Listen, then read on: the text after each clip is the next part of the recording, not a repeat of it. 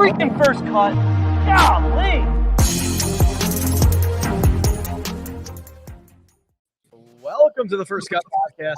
I'm Rick Gehman, and this is your mega preview pod for this week's Rocket Mortgage Classic. It's storylines, it's best bets, it's one and done. And joining me to break it all down, the coach is here. Coach, good to have you.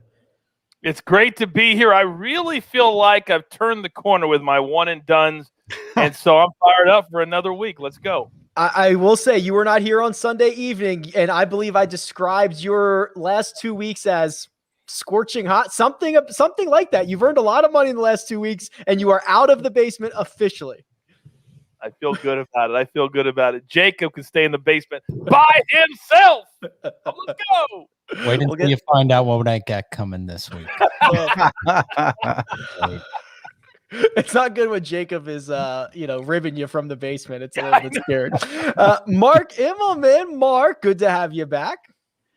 Wait, hold on 1 second. Is that a Hartford Yard Goats hat that I see? Yeah, it is. Wow. It was a gift to me last week. It was what a great place. What a cool event. Travelers do such a wonderful job. And speaking of turning corners, I've turned the one and done corner, but in the wrong direction. That's right. Turn this lot around this week. 3-0. By the way, that stadium for the Yard Goats, the best in minor league baseball, bar none. It's the best. Well, it's just a cool town all around. I mean, you've got so many good restaurants over there. I had no idea that New Haven was the pizza capital of the world. Oh, you did? Did you go to Frank Pepe's? Yeah, we did. And I was like, so what's the big deal? So we get there and I have a bite of this first thing. I'm like, all right, I get it. That's the case is closed for me now.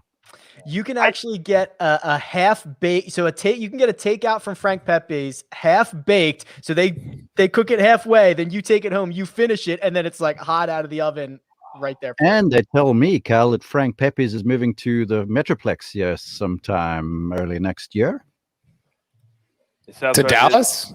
Yeah. They're opening up a store over there. It's awesome. I don't even know what it is, but I'm excited. It's so popular. I lived in 2 towns in Connecticut. For 20 years, I lived in Connecticut. Stanford, 30 minutes from New Haven. And then up by Hartford, I lived 15 minutes. Still own a house there.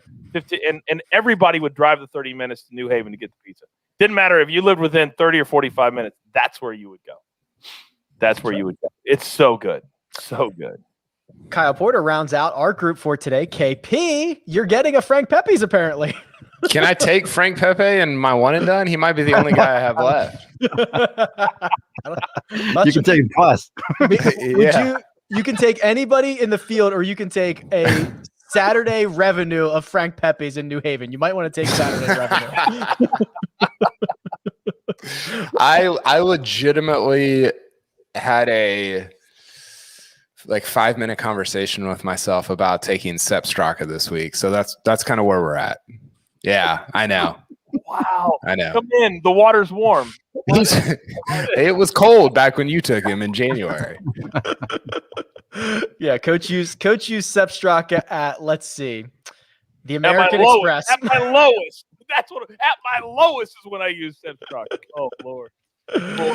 Absolutely love it.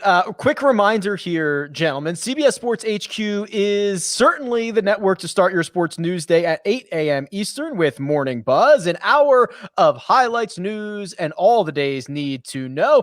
And come back or leave us on all day at 6 p.m. where we break down all the night's action and release dozens of picks from the best analysts and cappers in the sports world. How to watch HQ? It is easy. Go to your Roku, Apple TV, Fire TV, really most connected TVs, and look for that CBS Sports app. Fire it up. Check out HQ because it's the only 24/7 free sports streaming network. Might see some of our faces on there sometimes. Hop on there. Say some stuff. They always put us on the spot, KP. You got to make a pick. We handed it to Bubba on Sunday at some point on HQ. That didn't end well. What was the quote he said? He threw up all over himself. Yeah, and he wanted to do it again the next week, which I understand what he's saying, and I actually sort of agree with it. But yeah, Yeah, getting put on the spot is tough. Like when you get thrown a question about somebody who you haven't seen, like you haven't watched or looked at any of their stats for the week, you just start saying a bunch of words related to golf that may or may not have to do with that person. Because I'm like, I got nothing. I had to empty the clip on Kramer Hickok at one point, which is like, he's 300th in the world. He's a good guy. Seems to have a dog. Hey, he was Jordan Spieth's roommate. Remember? Don't forget that might be on you though, because he's in the final pairing. Yeah, this is true. I'm talking about when they pull somebody that's like T28, and you're like, I don't know, man. Like I've got stuff on the top 5. I don't have the guy that's T28. It's so good. It's so good. All right, gentlemen, we got a couple of storylines here. Whew. Let's start with this. Coach Bryson DeChambeau. Yeah. Big time favorite this week. 7.5, 8-1 on your money over with our friends at William Hill. Obviously, Detroit Golf Club is the place he hoisted that very circular trophy last year. Remember when he was peeking through it? That was here. Bryson's been kind of an enigma recently. He can play these 18 or 36 hole stretches like the best player in the world, and then he kind of does a lot of head scratching and knee slapping and all that stuff. And it's kind of hard to figure out where he's at and if he's in his actual groove at the moment. Well, I believe somebody may have said on this show a week ago, I don't know, I'm a little foggy, that Bryson would have scar tissue coming off of what happened at the U.S. Open. Now, I don't know what you guys consider scar tissue, but he had some scar tissue last week, and a bad week for him at the Travelers is a top 20 or 25, and that's exactly where he ended up. Now, I love the fact that he's coming back to defend this year. He shot a 65 to close things out a year ago and beat Matthew Wolff by 3 shots. I still believe that there is some scar tissue left, but the reason I think he can flip the switch here is because it plays right into his hands. Just hit it as far as you want. There's no rough, and then hopefully his wedges from 100 yards, which have been atrocious the last couple of weeks, hopefully he can turn those on. If he does, this could be a runaway. We normally never, guys, ever recommend betting on a single-digit favorite in golf. But this is the 1 week, and I said it maybe a year ago too, that it wouldn't be the worst bet to bet on Bryson in this particular field at this particular tournament. I'm glad you mentioned the oh boy. Would you like to hop in, Mark? No, go ahead. You go ahead, Rick.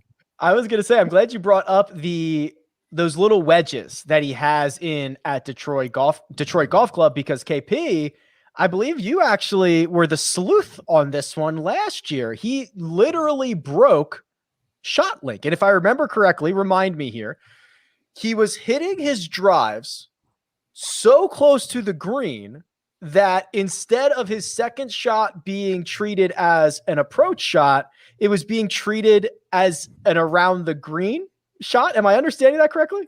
Yeah, that's right. And so it made his proximity to the hole look just horrendous, because it was reading his drive as his approach shot, and he was 115 feet away. Well, that was his first shot, and it's so, yeah. I mean, that kind of sums up the last year of Bryson. He actually, they did not fix this, or they did not retroactively fix it, I don't believe, because I'm still seeing he lost a half a stroke on approach last year, which is not necessarily true. It's just because his drives were being treated as approach shots. Yeah, I think it was on like 3 or 4 of his holes. Yeah. Like it was like the 3rd, 4th, and 12th or whatever. That he probably, he hit his approach, his second shot, to probably an average. What do you hit it from 115 feet? He was probably within 10, 15, 20 feet. And so, but those didn't get added in to his approach shot. So I don't know. I think what Coach said is instructive, because he hasn't been that great since the Players. He has 1 top 10. He had a T9 at Wells Fargo, which we had to fly back across the country for.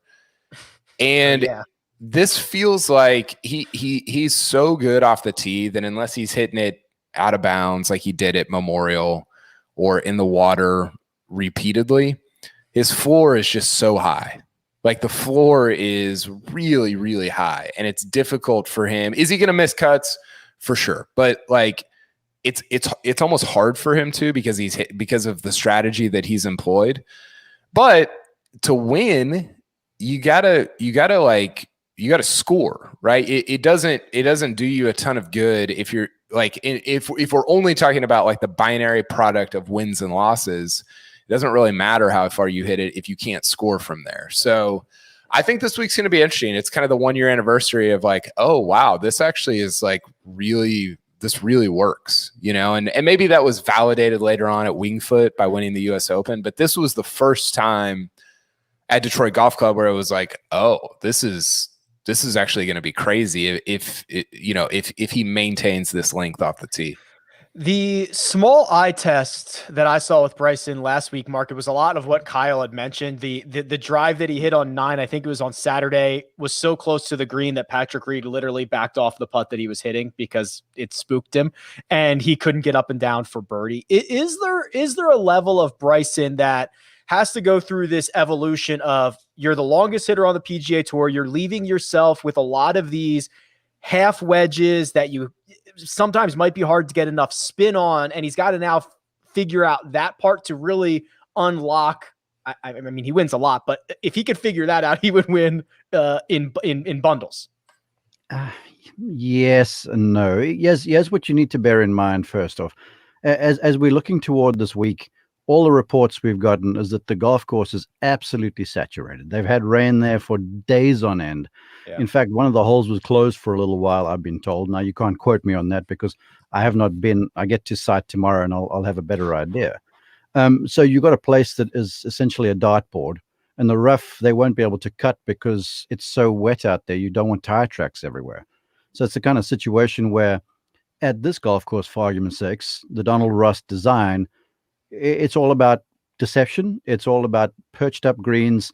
It's all about corners with raised bunkers that sort of force your eye line in another direction. Well, Bryson would do is just hit it straight over the top of that stuff. And from there, he could sort of take advantage of these Donald Ross greens, which if you're coming from a long range away, or if you're coming out of the rough, they're hard to hold balls. But this week, it sounds like it's going to be target practice for everybody. So you have to hand the advantage to him, because if the rough is thick, like I'm expecting, it's going to be another Winged Foot place where him coming in there with a wedge has an advantage over someone who's missed it and coming in there with 7-iron, for argument's sake. The place is going to play long because the ball won't be rolling out. That lends the advantage to him as well.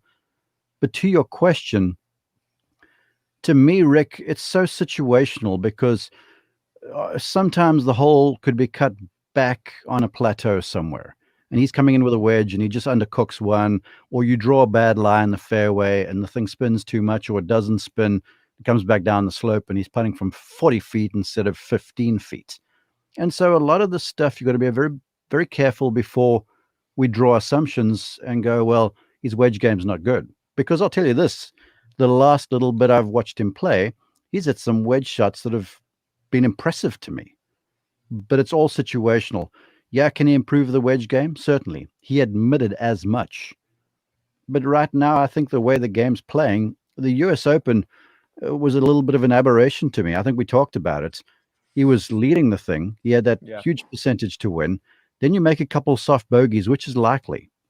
And then by 17, or whenever it was, the adrenaline had worn off. He was out of it. He was just not going through the motions, but the thing's done. And he's playing to win. He's not playing for fourth or third or whatever the case might be. So I'm prepared to just put that to bed and say whatever he shot on the back nine was, that sort of stuff happens. Last week, it was the kind of golf course where if you were getting the ball in the right sides of the holes, you could really take advantage. But if you weren't, you're really going to struggle. I mean, you were having some situations there with some hole locations that always seem to be cut just on little plateaus and such, where if you just misstrike one, you're not going to have the best of looks for birdie. And I found he was over-reading putts a lot because we had him in coverage on Thursday and Friday. So it's like he was expecting greens to be faster and have, the ball more time to turn, but the thing wasn't doing that. So he was hanging putts high. So I don't, I watched him sort of look flummoxed at times. So I don't think it's the putter. I think the wedge game's functional. The driver is his thing. My only concern with him is that the miss that I've seen over a couple of weeks is wide right. Mm-hmm. And, you know, at a US Open, it might catch you out. At a place like this where it's tree lined and such, if he does that a little bit, then you could be pitching out. Now, he could be pitching out where he can get to the green from 50 yards, but you're still pitching out and you can't play offense. So I expect him maybe to, well, he'll adopt the same strategy. He's doubled down on it, but he's just going to have to put the driver not necessarily in play, just keep the thing in front of him a little bit more. Yeah, I'll be very laser focused on Bryson this week. I think it continues to be one of the most interesting stories in golf. Coach, I was looking at the restart last year and his odds as they progressed with his results. So here's the quick snippet. Charles Schwab Challenge, that was the first event back, 25-1. He finished third. RBC Heritage, not necessarily a great fit for him. He was 16-1. He finished 8th. Then Vegas started to believe. Travelers, he was 9-1, finished 6th. He got here, Rocket Mortgage, 6-1, and he won it. It's a sports book's dream. I mean, every sports book will tell you we want the favorite to win. They just do, because they spend the least. People don't bet on them, and then all these other big bets that people make are going by the wayside. This is one dude, and there might be only 3 or 4 that if he shows up and has his game at the right course, like this one, that he can just mow through everybody else, and it doesn't even matter what they do. It really, really doesn't. And I think that's why last year he was able to come here as the favorite and convert. And I could definitely see a scenario where he does that again. Quickly, Rick, it's not to profess that I know it all, because I don't. And week in and week out, I'm learning from folks way brighter than me, and I hear the opinions of some Hall of Fame folks. But I didn't play Bryson at the US Open because I was convinced about Bryson this week. And you guys know how much one and done means to me. So I didn't save him. You know, there were up times, Arnold Palmer, I could have slotted him in. I didn't, because I'm a numbskull. And there's been once or twice that I've missed the beat. So hopefully he does what I'm expecting him to do around a golf course where he can just bludgeon away. We saw it last year, and now with a wet, soft golf course, geez, I mean, that's mandate to do that even more. Absolutely. Absolutely. I was feeling pretty good about my Bryson one and done at the US Open through 64 holes. Yeah, that you were counting your 2.25 million in the. I mean, even like the worst he could have done at that point was finishing like 4th, and he finished like 24th. It was unbelievable. KP, I'll keep it here with you because it's Ryder Cup time. We kind of got into this a little bit. I know we kind of got a little bit into this on Sunday, but there's so much going on here that we've got to bring it back. So I don't know if producer Jacob can pull this up or not. If not, I'll read you where we're currently at and how many weeks are left. 8, 9, something. 8 events. Well, yeah, 8 weeks. There's probably 10 events. 8 weeks left on the U.S. side. 6 automatic qualifiers, and then the 6 captains picks. Here are the top 6 at the moment: Dustin Johnson, Bryson DeChambeau, Colin Morikawa, Brooks Koepka, Justin Thomas, Xander Schauffele. Thank you, Jacob. Those are your top 6. So if it ended right now, those guys would be it. Then things start to get really hairy, KP, when you have to figure out the other 6 on this team, and your pool of golfers to choose from include Patrick Reed, Harris English, Patrick Cantlay, Tony Finau, Jordan Spieth, Daniel Berger. That's the next 6. Webb Simpson.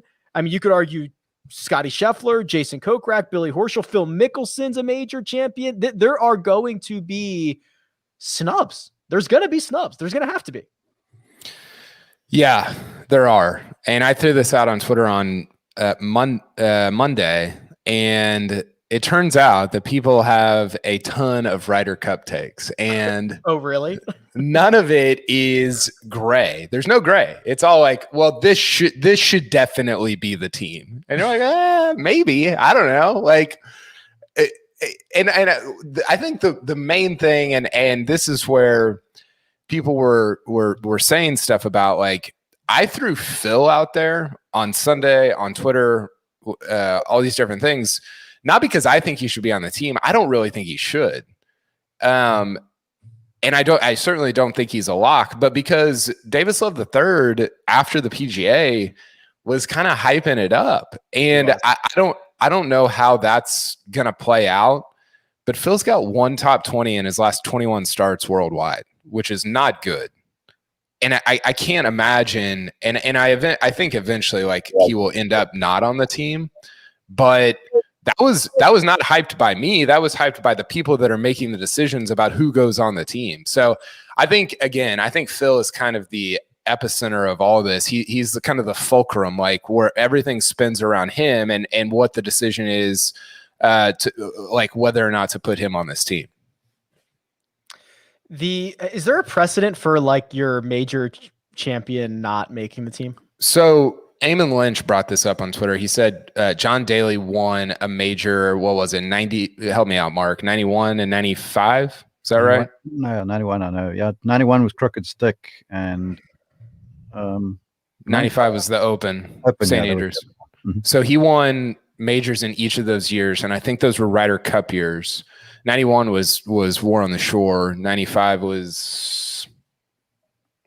I don't know what 95 was, but he didn't make either team. So there is precedent for that happening, Rick. And Phil's like an outlier major winner anyway, right? Like if you look at all his other results, I think these outlier major winners, they create a lot of problems, especially when you're a 6-time major winner and you've been on every Ryder Cup team for the last seemingly 50 years. And so I don't know. I don't think Phil will eventually be on the team, which I think frees up some stuff and allows you to pick the people that probably should be on the team at the end of all this. But I don't know. We'll see how it goes. Phil could still play his way on. I mean, there's still 8 weeks left.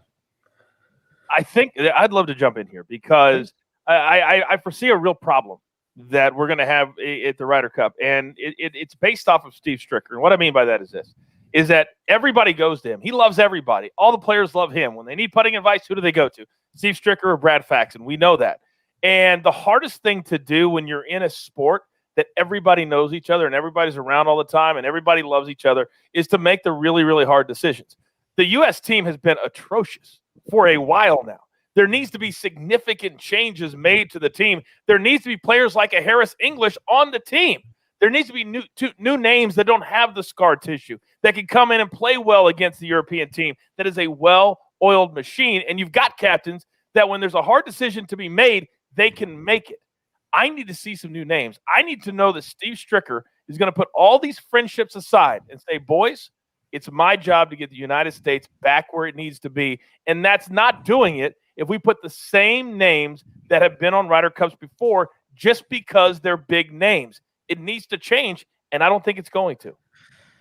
I think the Phil Mickelson stuff will probably work itself out. He's 17th. Yeah. He's 17th in 8 weeks. He's probably going to play, 4 more times. If he doesn't play well, he'll be down 20th. He'll be 21st. Yeah. And it won't matter. Yeah. If he plays well, he'll be up in like 12, 10 or 11. The problem is if he finishes 14th, then you have an issue. Mark, I think the U.S. team, and I'd love your opinion on this, doesn't necessarily consider the locker room maybe as much as the European side does, right? And maybe it's just best man available, or there's kind of this, I don't know if it's a meritocracy. It's just this, like Phil Mickelson gets on the team because he's been on the team for so long, and he's being rewarded for that. I think at some point that probably has to change. I just think the Europeans treat this differently. Well, if I can quickly tie a bow on Phil, he'll be at the Ryder Cup, but not playing. He will be he'll be a vice captain. You just can't stretch part. And let me tell you, so I got to watch Harris English. I've known him for a while, but I got to watch this guy last week play under some pressure, and he was ice cold. I mean, the guy had it all, and his demeanor never changed. He's ready.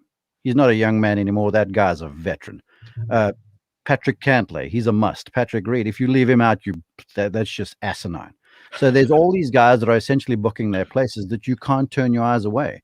And Phil had a wonder. I mean, it was an epic win in South Carolina. I will never forget that for as long as I live. And I can't count myself fortunate to have seen the thing with my own 2 eyes. But he won't be playing the Ryder Cup. God love him. But what if he finishes 4th at the Open and he moves up to 10th in the Ryder Cup? Well, then you've got a situation over there, but I just don't see it happening. I think these other youngsters too, like you saw Sergio Garcia make a decision not to go to the Olympics, to start to try and play their way up the rankings some. And we've got some big events over the next little stretch here with an Open with a World Golf Championships event where you can start to climb up those world rankings a little bit. So that's that. As far as the locker room thing, it's just the difference between the European Tour and the PGA Tour. On the PGA Tour, the only time they spend time together is if someone's bumming a NetJets ride off somebody else. And the rest of the time in Europe, guys are traveling together. Heck, there's, I'd say little, and I use that term loosely, there's not that much money. So players room together in hotels. And so the bond is forged outside the locker room, and then it just transfers to the locker room. Yeah, on the PGA Tour, you got guys that are multi-millionaires. They travel with their fleet of people around them, waiting on them hand and foot. And so they're islands. They're their own little business. They're the chairman of who they are. So you put together 12 chairmen in a room. Yeah, good luck getting them to see eye to eye. And so Europe, the guys are hanging out, they're rooming together, they're going to bars together. That's just how they live over there. And so that sort of locker room stuff, I feel like, is a continuation of just what's happening off the golf course. Now, the US, that's always their challenge. And Captain Stricker will be good at galvanizing folks, but I'm sure he'll bring in Tiger. Tiger will be there to talk to the guys who did a wonderful job at the President's Cup. Phil will be the same guy, because now they're like, well, it's time to make this task force thing work now, because it hasn't thus far. So it's going to be fascinating to see. I'm excited for it because I'm getting to go, which is cool. So it's going to be, even though they are going to be they're going to outmatch the Euros in the biggest way rankings wise. I still think at a course like Whistling Straits, this thing could be pretty close. The locker room thing is interesting, Rick, because if you want a good locker room, you take Finau and Webb, right? And then you leave off I would not leave these guys off, but I'm saying for a good locker room, you leave off Brooks and Reed. But like on Sunday, do you want who do you want rolling out first in the singles matches? Yeah, I want Reed. Those two. You want Brooks and Reed. And so you have this, and I think this is what's so great about the Europe. I might root for Europe this year. I always say that, and I never do. But the great thing about the European side is Rory and Rahm and like the dudes that everybody else looks up to.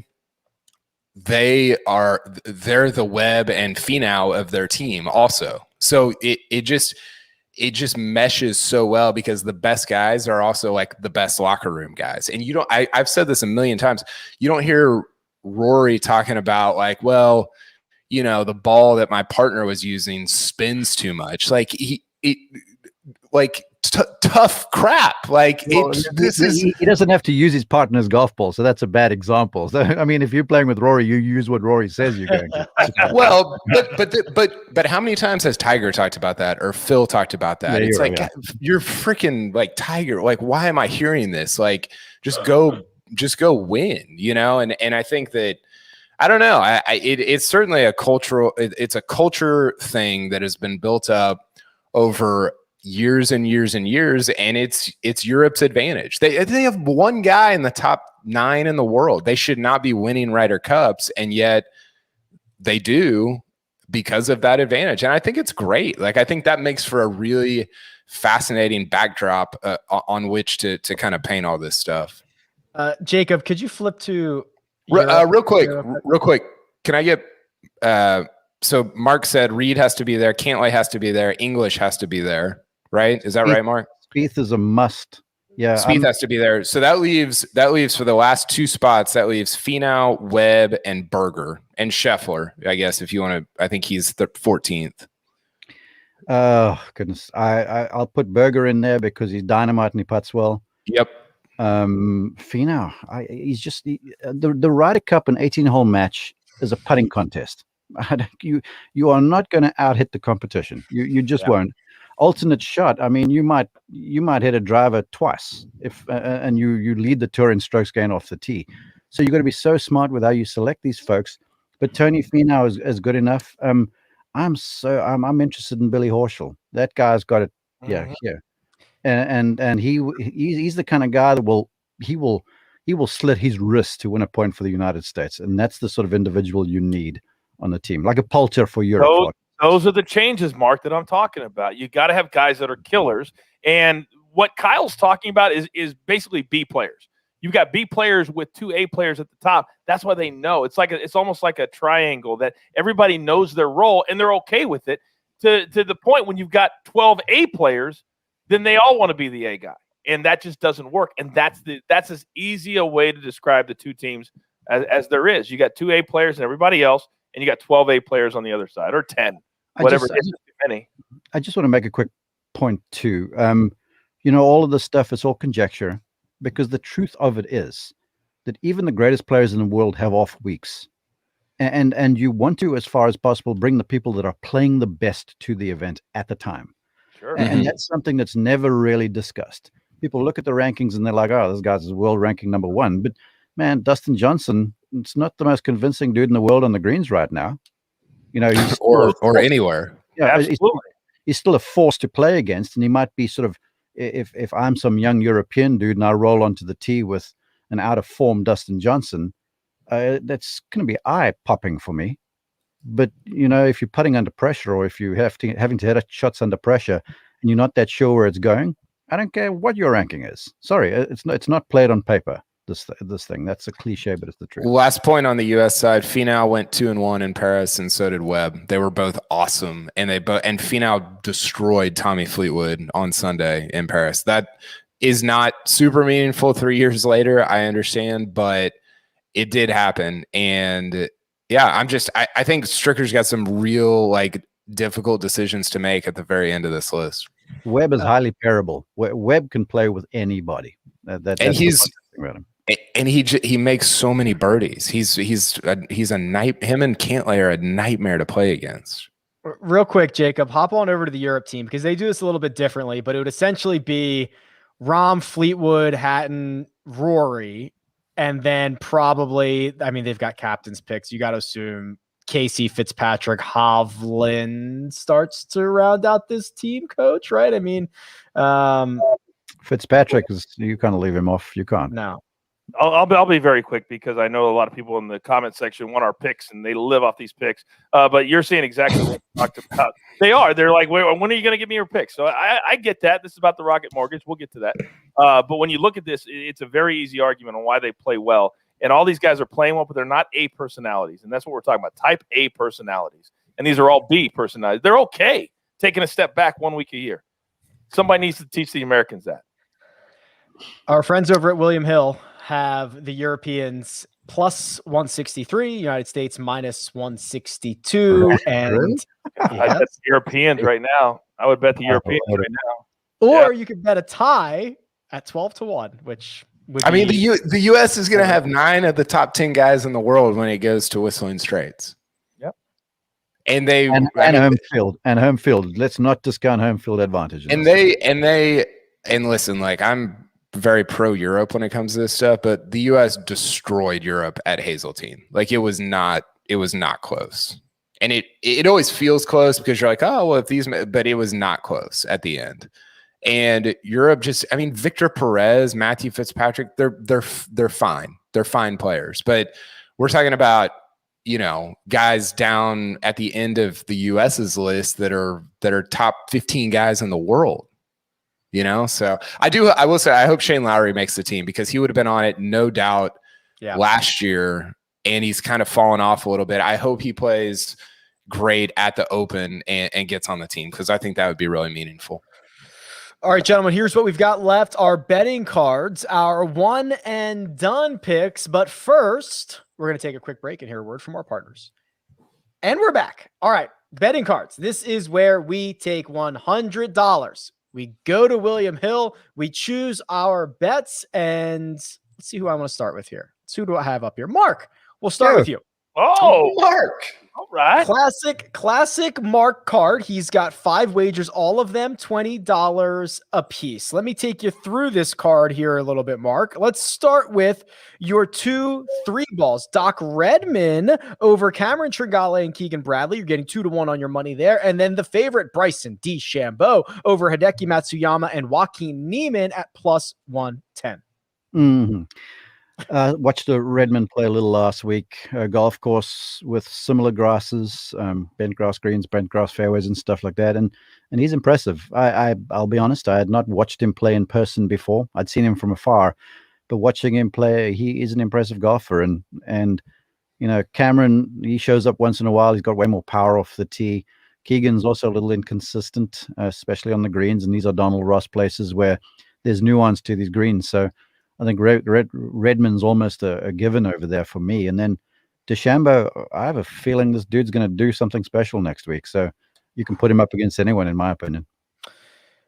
Your next two wagers I want to go over. Joaquin Niemann to finish inside the top 20. You're getting plus 110 on that. And Garrick Higo over Emiliano Grillo at even money. Yeah, I was a little surprised really at Garrick last week. I expected him to play better. But first time in a feature group, who knows? But it was also the way the draw stacked up. It looked like the early late guys seemed to have an advantage for some reason. I don't know why it was. And so I think he'll bounce back. He's that sort of a guy that doesn't play badly 2 weeks in a row. And I'll always take folks that are plus numbers. And so I'm all for Higo over Grillo there right there. And then what was the other one? Niemann, the top 20. He's just playing so well. He's so consistent. And again, the top 20 number over there for me, I think is highly doable for a guy that's full of form and always very confident. And he's a really aggressive sort on the golf course. Can I ask you two quick questions to Mark? Mm-hmm. We use the word correlation all the time in betting. Do you not have an issue rooting for Bryson and rooting for Niemann to lose a bet, but also rooting for him to be in the top 20? Or do you have an issue with Higo playing now 4 weeks in a row after traveling over from Europe to play in these last four and crisscross the country a couple of times as well? If Garrick was that tired, he wouldn't have been practicing on Sunday morning after he'd missed the cut. And he was practicing on Sunday morning after he missed the cut. It was an extensive session there on the range, all short game, incidentally. I couldn't stay long enough to watch if he was hitting. So that smacks of a young man who's got the fatigue. There's no real fatigue level, and he's playing well. I mean, you have a win just recently. He's on top of the world mentally. So yeah, I'd go with that. Okay. If I'm doing my mental math correctly, the wave distribution from last week, I think, had a 2-shot edge. If I'm doing my math correctly on that one. It was crazy when I saw. I had the sense for it when I was on the broadcast, and then when I looked at the numbers afterwards, I was like, "This doesn't make much sense whatsoever." It was just odd. I think it had a bit to do with some of the humidity because it was kind of cool and dry on the first couple on Thursday. Then the humidity came in and it kept the golf course sort of moisture levels a little different. And finally, your best bet back to the vomit boy, Bubba Watson over Cameron Tringali. You're getting plus money, plus 115 to win that matchup. He's so good. What happened over the final, the final few holes last Sunday surprised me. It really did. And he's surprisingly confident, the Bubba that I've seen over the last little bit. And there's a little something cooking over there. So yeah, give me Bubba. I'm a believer there. All right, Mark's best bet, Bubba Watson over Cameron Tringale, plus 115. We're going to go to my betting card. And, Coach, I'll bring you in on this because we've kind of chatted about my picks already this week. I also endorsed a bit of Garrick Higo. I have him in a top 20 at plus 450. And I went with the man who just earned his Battlefield promotion, Mito Pereira, to finish inside the top 20 at plus 300. The way that I think about this is you've got a guy, Coach, who's got his last 2 starts are victories. 5 of his last 6 are top 10s. You've got a weak field. He's playing well. He's feeling it. He's confident. Let's see how far you can go. There's two that I don't like here. I like Pereira actually pick. I like that a lot because I don't care what tour you're playing on. When you win and you feel that winning emotion, you can't substitute for that. So I like that one. The 2 I don't like, I'm just not big on Garrick Higo this week. He's going to a course that, and all these courses are going to be new to him, because he's brand new on the PGA Tour, but he's going to a course he's never played before. There's a lot of players who did play last year, and you have to go super, super, super low, so it helps to really know the golf course. The one I really don't like, and the one that you and I have a bet on, is I like Bryson over Patrick Reed. I just don't think Reed's playing very well right now, and I think Bryson is going to be ticked off and ready to just bowl people over this week. I love DeChambeau over Reed. And on the other side, the number is only like minus 130 or minus 120 on Bryson. That's why I like that. Minus 135, I think I saw. Yeah, Coach and I have a real money wager on Patrick Reed over Bryson DeChambeau this week, so we'll see how that one turns out. And then my best bet, as much as I love Keegan Bradley, I'm taking Gary Woodland at even money over Keegan Bradley. I think that Gary is starting to show signs of the 2019 version of himself. And if that's the case, he is going to be making plenty of noise. All right, Coach. Well, we talked about my card and what you didn't like about it. Let's pull up your card and see what we can. You tell me what you don't like about it. Let's see what we can find here. All right, I'm going to take these a few at a time. I've got a couple of matchups. Let's do Doc Redman over Ricky Fowler, Will Zalatoris over Joaquin Neiman, and Emiliano Grillo over, of course, Garrett Higo, who you told us that you're not feeling this week. Yeah, all these correlate with each other. They all make sense with each other. So I'm either going to have a great week or a crappy week. Doc Redknapp is somebody who he's new on the PGA Tour. Doc Redman over Ricky Fowler. I just think, I'm going to fade Ricky until I can't fade him anymore. And he has to prove to me. And Doc Redman played well here last year. So this was an easy pick for me. Zalatoris, I think, is motivated to win. We all know his story. He's got to win to make the FedEx Cup playoffs. I think he's also one of those few golfers that is comfortable going low multiple days in a row. I love him. I'm just not high on Neiman right now. I don't think he played well last week. He made the cut, but he didn't do anything. I just don't think he's playing very well. So I like Will Zalatoris over Neiman. And then I'm going to fade Higo. So either me or Mark are going to have great weeks this week. There's so many bets that I want to lay wine on over there, but I'm going to bite my tongue right now. I'm always here for it. Unfortunately, I know the address of the store to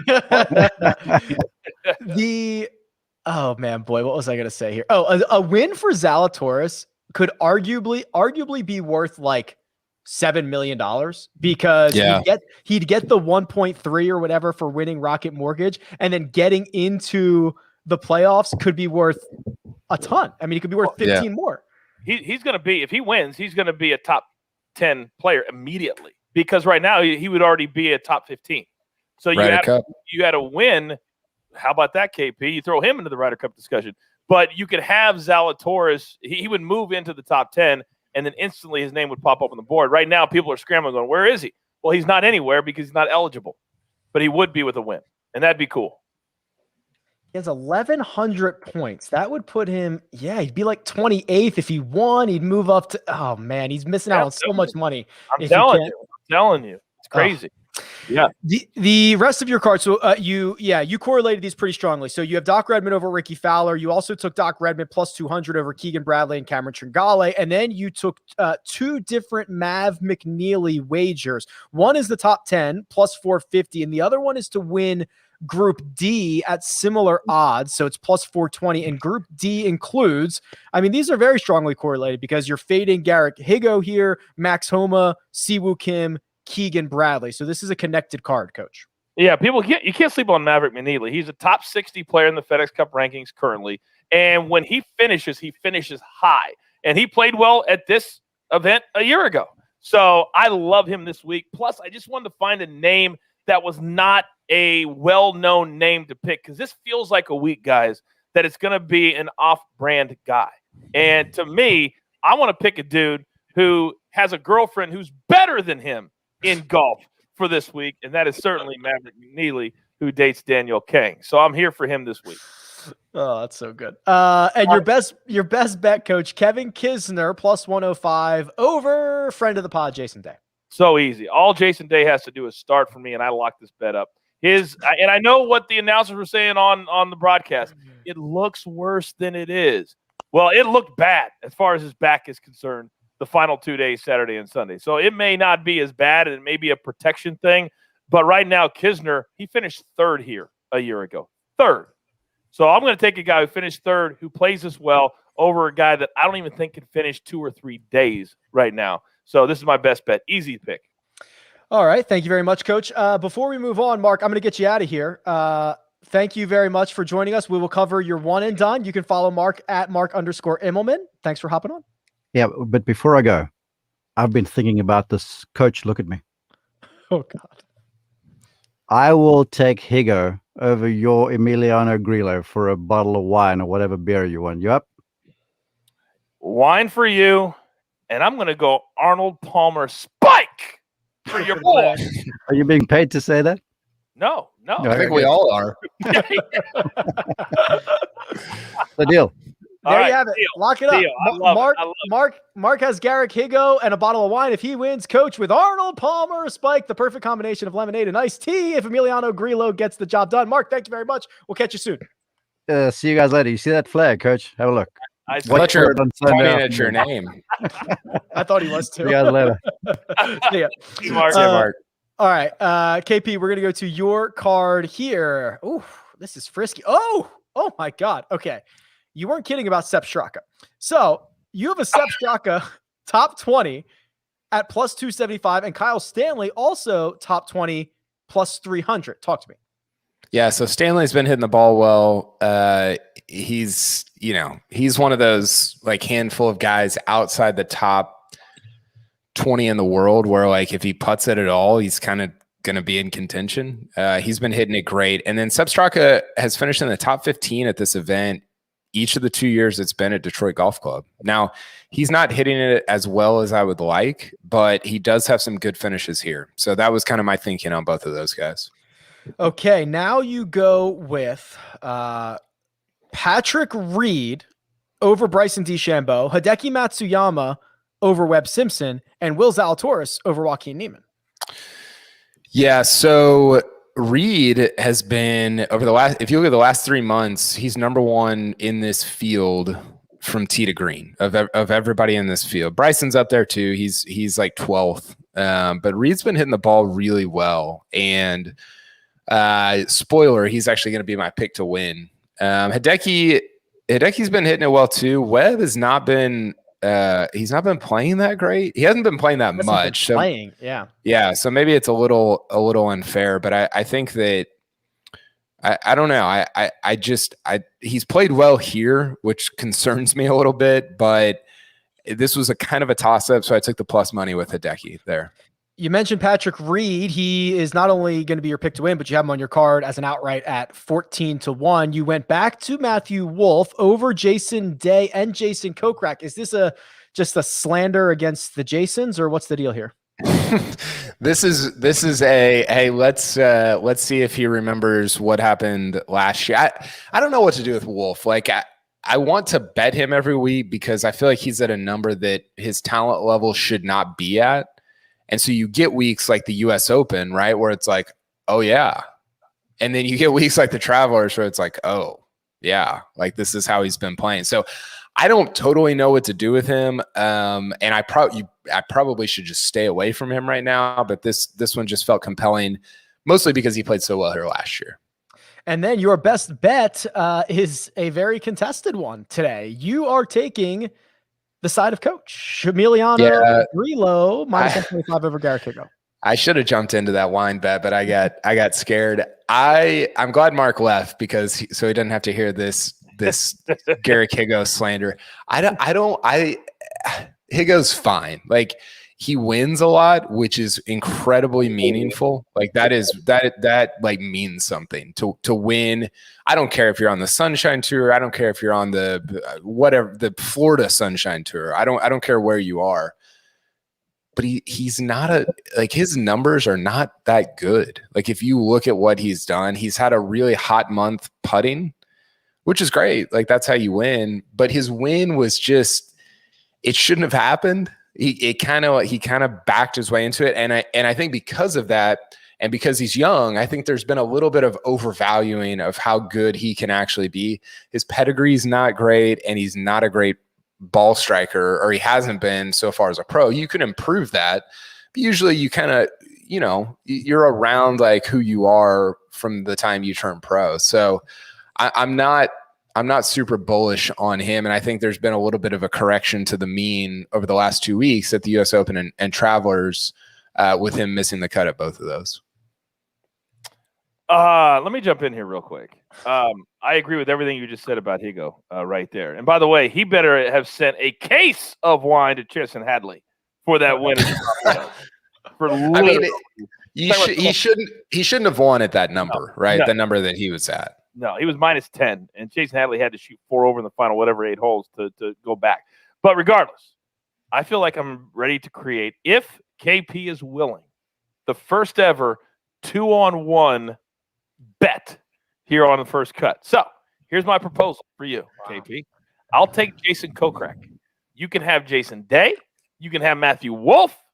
And if one of those two beats my guy, you win the bet. 2-1 for $100. Or no. He says no. No, I don't. If I believed in Wolf more, I would definitely do that. Darn it.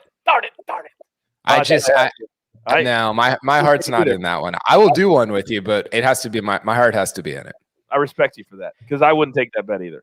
What you've been doing in the last 2 weeks, KP, is you get a little freaky. You take all your matchups, you put them in a parlay. This one, 5 legs: Wolf, Grillo, Reed, Hideki, Will Zalatoris.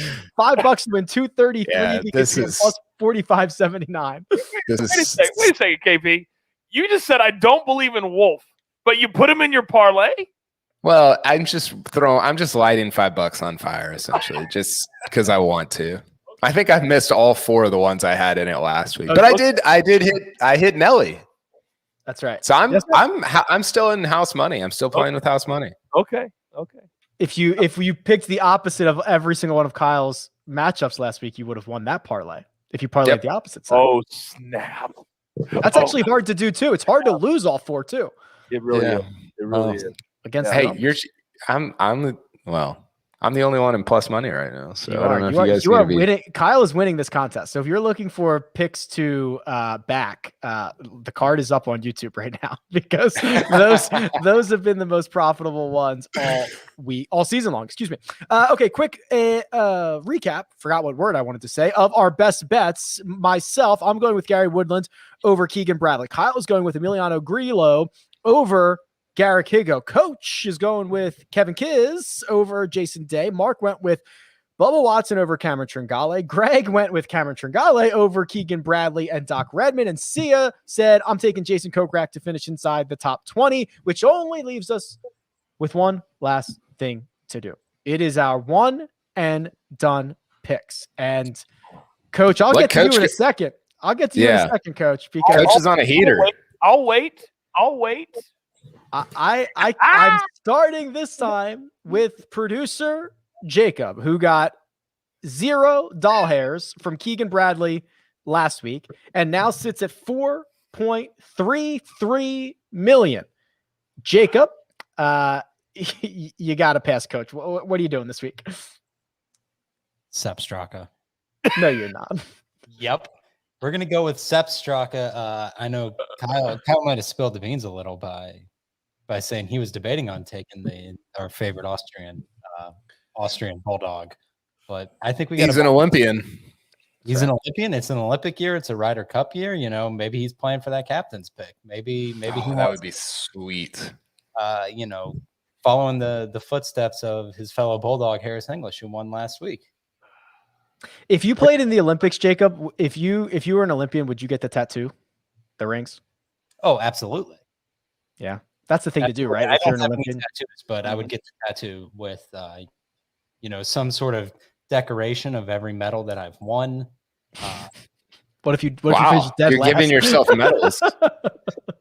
Well, that's a big assumption. I'm not gonna show up to the Olympics and just phone it in like that lady did a couple years ago. Who she ended up going as some country. She showed up as a skier. And basically just like paid her way to be an Olympian. And she did the quarter pipe down the slope and just like totally half-assed it, but got to call herself an Olympian because she paid to be a resident of a small country that didn't otherwise have skiing. Look it up if you get a chance. Really? It sounds like this sounds like the Rory Sabatini path. I was going to say it's exactly what Rory Sabatini did. Very similar. This is representing Slovakia. Slovakia is going to be in the opening ceremony. It's going to be a country of one. The other Rory. Jacob is literally taking Sepp Straka. It is in the outline. He is at 4.3 million. Coach has already burned Sepp Straka, so don't go there again, Coach. And I mean, kudos. We're giving you the golf clap because not only Thank did you get 1.3 million from Louis Oosthuizen 2 weeks ago, you got 510,000 from Mark Leishman last week, which moves you to 4.3 million. Let's keep it going this week. All right, real quick, because I know you have the list in front of me. I have one hole, and I don't want to embarrass myself. I don't remember who I picked for the Colonial. You picked. Stand by. Thank you. Why can't I find it? I apologize for putting you on the spot. It was after the PGA Championship the week after. I got it. Zalatoris. You got 16,000. Okay, great. All right, cool. Then I can make my pick. I'm going to go with a name that we've been hearing all over the board this week. That I think it came down to Maverick McNeely or Jason Kokrak for me, and I really feel like I need to keep going. Kokrak feels like a lock to get 6 figures. McNeely doesn't, so I'm going to go Jason Kokrak. Jason Kokrak for the coach. He's at 4.3 million. KP, you are bunched in this middle area, 7.7 million. You got a $250,000 from Brian Harmon last week. Terrell Hatton got you 411,000 2 weeks before that. You're in an okay stretch of results here. What do you got for us this week? Yeah, I'm going Patrick Reed. I thought about Sepp Straka, but I've got Reed left. I guess I could use him in the playoffs. I don't know. I've got a feeling about him this week. I like him here. I think he finished T5 the first year it was played here. And he's been hitting the ball kind of underrated well. So I'll go with Pat Reed this week. Patrick Reed for Kyle. Who else is going to win on the 4th of July? Oh, I didn't even think about that. Captain America. No doubt about it. Pick to Patrick Reed. Oh, anyway, continue. I'm just making sure I have somebody for the Tour Championship. Okay, I think I do. I'm gonna have to check that. Okay, so that moves us to Mark, 7.9 million, so just $250,000 ahead of Kyle, and he is taking coach. Oh, that's right, Bryson. He told us that 6 weeks ago. Yeah. I thought it was funny that the man who never gives his pick before Thursday morning says, "You guys know how much the one and done means to me." I'm like, we do. That's why he never gives his pick before Thursday morning. Right. Because it means a lot to him.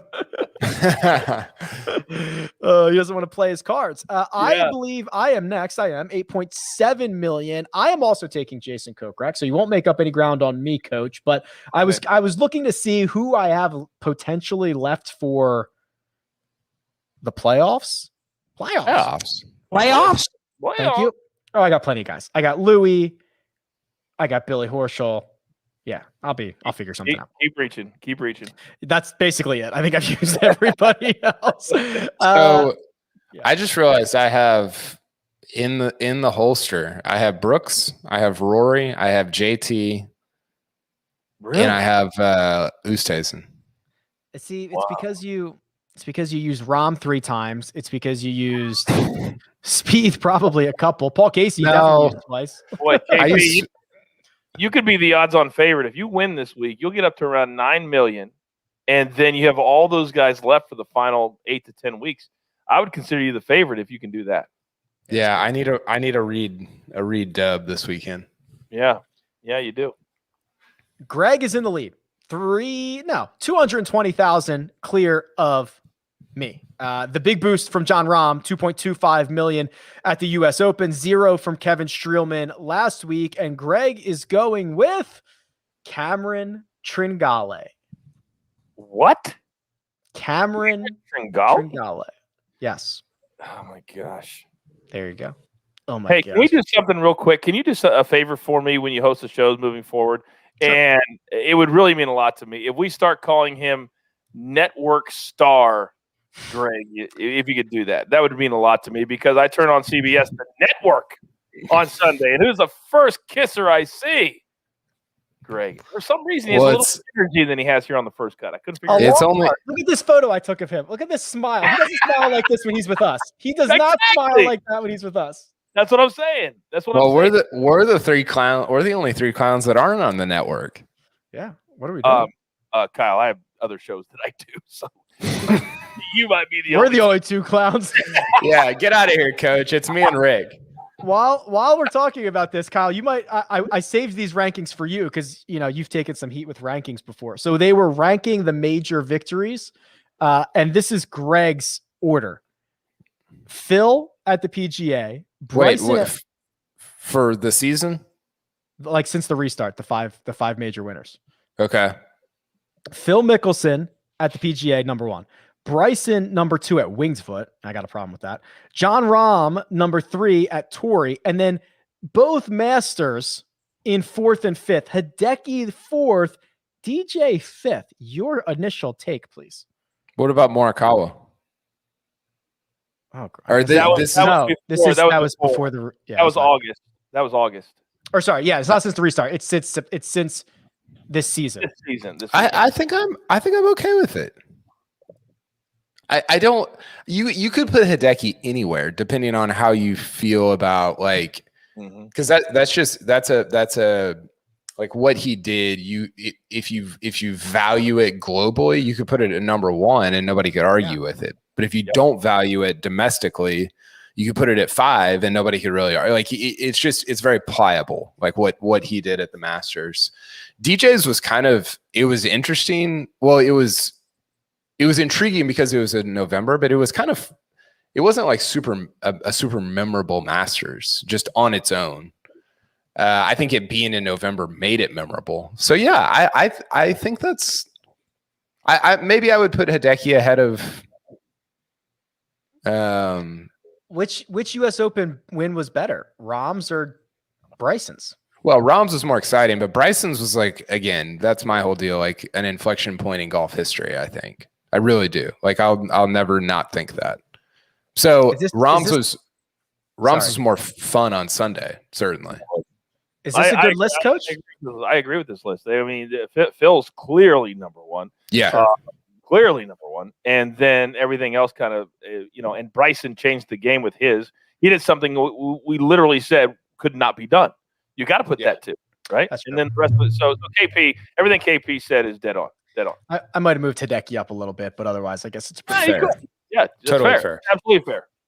All right, gentlemen. Round by round recaps coming after each conclusion of. We usually come on when the coverage goes off, so that's when we'll probably be on for this week's Rocket Mortgage Classic. For now, that's the coach. You can find him on Twitter at the Coach Rules. Kyle Porter, who you can find at Kyle Porter CBS. Producer Jacob does all the hard work behind the scenes, and you can find me at Rick Run Good. This has been The First Cut, and we'll catch you next time.